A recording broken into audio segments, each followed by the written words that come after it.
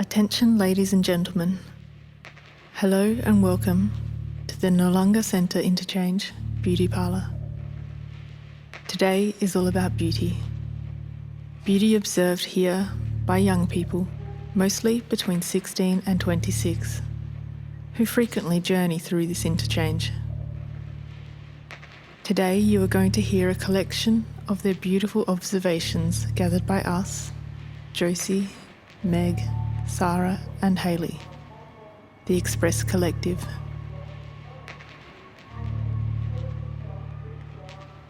Dusk. A crow is loudly competing with the woman in the speaker, informing passengers about their Adelaide-bound train. The fluorescent lights take over from the sun that is disappearing behind the naked trees. We, the collective, are dispersed throughout the station, deep in conversation about beauty. What do you see here that is beautiful? I got my engagement ring here. No, nothing beautiful happens here. It's Noarlunga. Our most common response. Oh no, there was that one time when that lady's waters broke. Most of the young people we met actually had something beautiful to note, once they thought about it. Okay. The first thing that really impressed me going on the train to Noarlunga Centre from the city was that part between Hallett Cove Beach and Hallett Cove.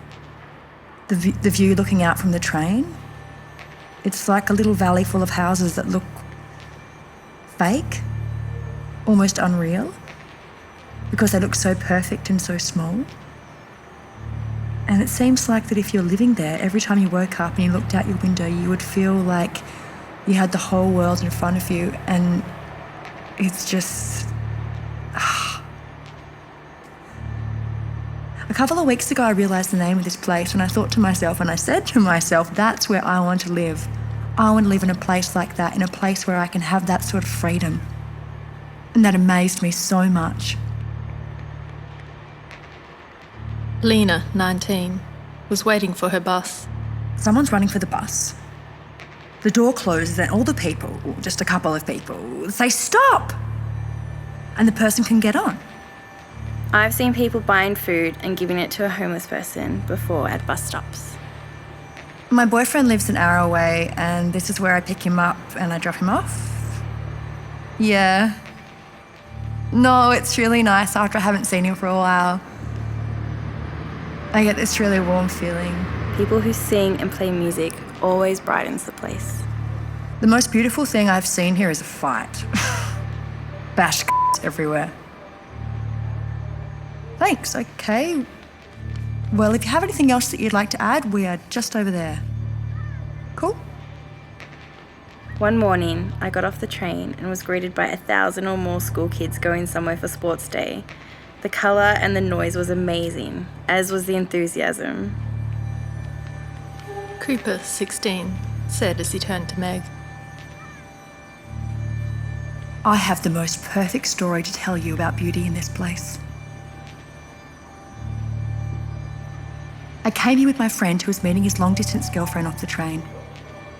I stood back and I witnessed their embrace as she got off the train. Cooper held his hand to his heart. It was the most beautiful thing I've ever seen. That would have been like watching a movie scene. Yeah, it really was like watching a movie scene. Is there anything else you would like to add? I really can't add anything else. There is nothing that can ever top that for me. All right. Oliver said to Josie as they sat on the orange bench near the broken escalator on platform 1. So, probably one of the most beautiful things that I've ever seen at this train station. I mean, it doesn't happen often, but when I do see fathers who initially, you look at them and you'd think they wouldn't care for anyone else except themselves, and then you see them hold their daughters or their, sons' backs away from the train line, just to be with them, that always sort of does get me. Sort of like it just goes to show that regardless of wherever you are sort of in life, financially or physically, somebody always still cares for you. Every time I see that, it just sort of hits home. A young woman sitting cross-legged on the ground under the stairs waiting for her bus. She wasn't sure that she could see anything beautiful, but she took some paper, and when Josie returned, she had written on it. The native birds chirping. Reuben wore a dark hoodie. His headphones were tucked under it, and his smile was wide and warm. He hunched over Small, writing his observations of beauty quickly. He hurriedly gave us these, just in time before his bus came.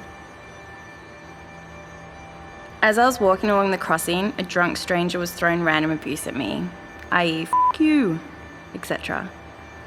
A nice young Indian bus driver let me on, even though I had no money. And I saw a friend from 4 years ago. That was pretty amazing. A young woman, perhaps 17. Rugged up, she waits quietly for a train on platform 3. Well, I think it was an elderly man who had shopping with him, and it slipped out of his hands. So we had some younger people go down and help him pick it up, so he was too old to go down there and get it for himself. And when you say down, where do you mean? Josie said. Down, where the train is, like on the tracks. So they knew they could get in trouble for doing it, but they didn't want to have to make him go back and buy all his shopping again. He looked really happy about it. Hayley chatted to this young guy who only had one observation to share. Beautiful arguments with colourful people. He scrawled this on the paper as he hurried off.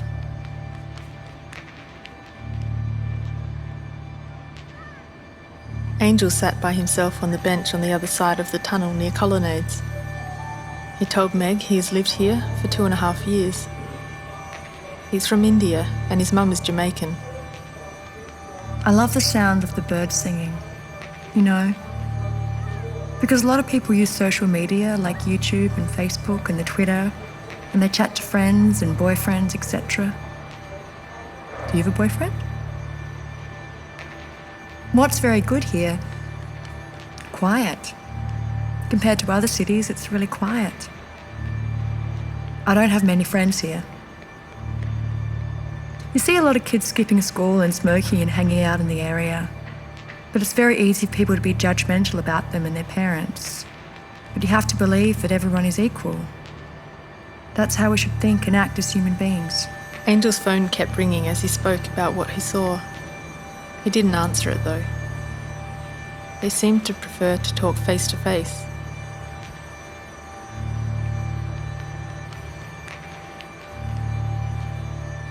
Two girls, 15 and 16 years old.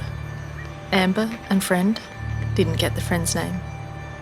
Friend had been plucking her eyebrows, apparently for 20 minutes, and Amber was looking at her phone. They struggled to think of anything beautiful about the train station. Druggies, lots of druggies. You see a lot of fights here, especially at the green area. 12-year-olds hanging out there and they smoke. The trees are pretty. It would be nice to have palm trees in a row there. It would be nice to see some proper graffiti, not just people's tags everywhere. Sarah talked with them about their dreams for the future. They walked together to the end of the station. Her mum was texting to tell her to get home because it was getting dark. As they said goodbye, Amber said, Thank you so much. a sincere look in her eyes. Josie from the collective asked, "What are you guys up to?" Making new friends? She said. Sarah met two teens sitting together on a bench. One with a new gaming joystick that he had just bought. I'm a gamer and he plays footy and we're friends. Fights? You see fights here? I fall in love every day. You see someone who looks good every day here. Train comes though. Cigarette, goon sack, 3 stripes and a Nike tick. That's Noarlunga Station. Lots of beautiful women. Alex, 15, on his way home.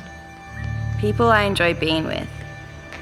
I like how there's a little shop an elevator for me to go down, Colonnade shopping centre across the road.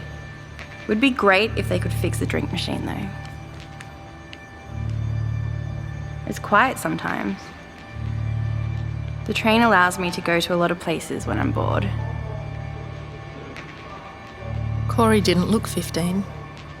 He spoke clearly with definition and genuine enthusiasm for the station. One thing I saw, which was really nice, was this old man on his mobility scooter.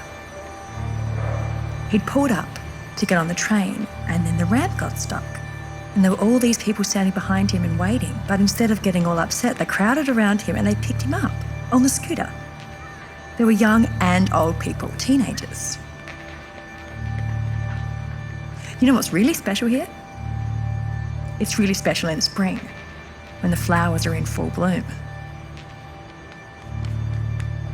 Wei, a young woman from China who has been doing an internship in South Australia for the past 1.5 years, chatted to Sarah on platform 3.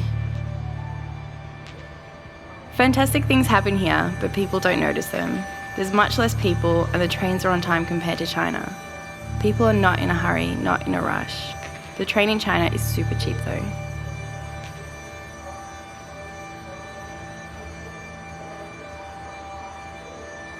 I don't know what's going on with the trolleys. Lena giggles to herself as she racks her brain for another beautiful observation. No, actually, the station tunnel. It's like a portal. You see all this kind of architecture that's very old, and you have the whole nature of all this surrounded by trees, and then you have the shopping centre. Also, through this bridge to the leisure centre, at night it's really dark. It's amazingly dark, and the lights are in the parking lot. It looks so nice because sometimes in the darkness you feel like, oh no, someone's going to steal my things or something like that, but you don't have that feeling. It's actually like, I think like confident. I don't know how to say it. But you don't feel scared because you have that littlest moon behind the parking lot and everything looks quite nice. I really like that part. So I have to say that it actually feels nice here. Lena's bus arrives and she leaves. We finish our conversations for the night and make our way home too.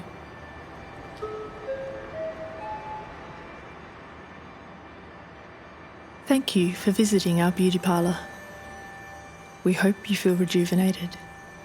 Have a beautiful day.